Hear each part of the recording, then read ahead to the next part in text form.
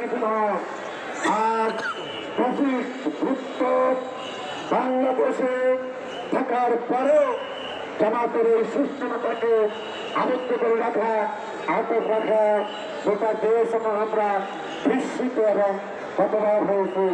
তাই আজ আমরা বাজার হিসাবে মুক্তি চাই। আগামীকাল সুপ্রিম কোর্টের রাফেল বিভাগের রিভিশন মামলা তার জামিনের তার মুক্তির মামলার শুনানি হবে। জাতির প্রত্যাশা আগামীকালকে আপিল বাতিল করে আবার সাহেবকে মুক্ত করে দেবে, নতুবা আবার শুরু হবে আন্দোলন।